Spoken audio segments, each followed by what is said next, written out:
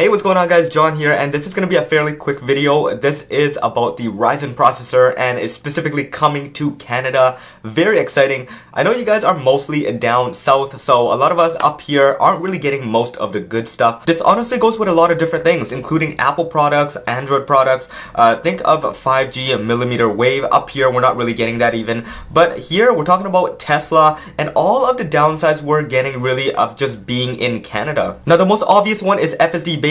We did not get that yet. Now there's only a select handful of people down in the States that did get their hands on it. Roughly about 60,000 now, and it's growing rapidly. But up here in Canada, we're expected to get it sometime this month. So if you guys are excited, let me know in the comments below if you're going to be purchasing the FSD beta or you're waiting out for the subscription. Alright, so with that all aside, let's talk about the most important thing here in my opinion, and that is the new Ryzen processor. Now we all heard of it being in made in China cars. All Teslas there have the new MCU with the Ryzen processor. It just makes things so much more smoother, and in my experience the Atom processor is just so bad. Now I don't know about you guys, but I know my parents driving the Tesla says things are so smooth like an iPad, but realistically guys, you can't even load up YouTube, you can't even use the browser. There's so many things with the current MCU that cannot take advantage of the display, and all that comes down to the processor. So right now in most of our cars we have an Atom processor from Intel that is just wicked old at this point. It used to be in one of those miniature laptops that doesn't have a fan or anything inside.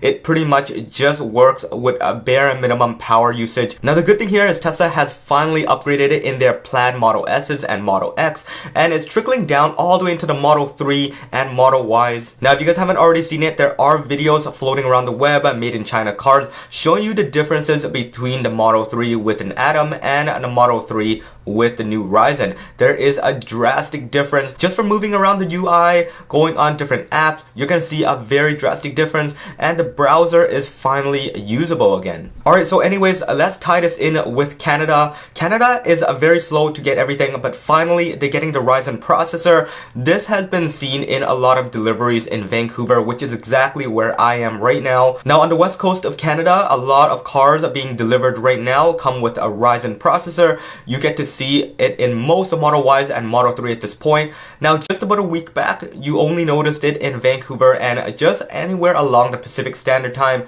but now there has been some news of it being released in Alberta as well. Alright, so what you can see from this image is that it's an obvious standard range. You can see that it has premium speakers but no amplifier, and if you have a car that says premium speakers but no amplifier, it literally just means that you don't have a premium speaker system. Now if we take a look down a little bit, we still have the full self-driving, we still have the same 2G, 3G, and 4G. The only difference here is that the infotainment processor now says Ryzen. So that's the only way you can really tell if you have an Atom or a Ryzen processor. So if you're picking up a used car or a new car, make sure you check these settings here. You don't want to be picking up a new car and find out you're having the old processor again. That'd be very disappointing. And for me personally, I am going to be picking up another Model 3, and if I find out that it has an Atom chip, I'm gonna cancel the delivery right away. I'll definitely be waiting for the next car with a Ryzen processor inside, even if I have to wait a very long time. So all in all, this is really good news. We're all gonna get to experience a much better iPad in car, and if Tesla can ever optimize it to get to iPad level performance, that is gonna be the biggest sweet spot in the world. There is no car infotainment system that even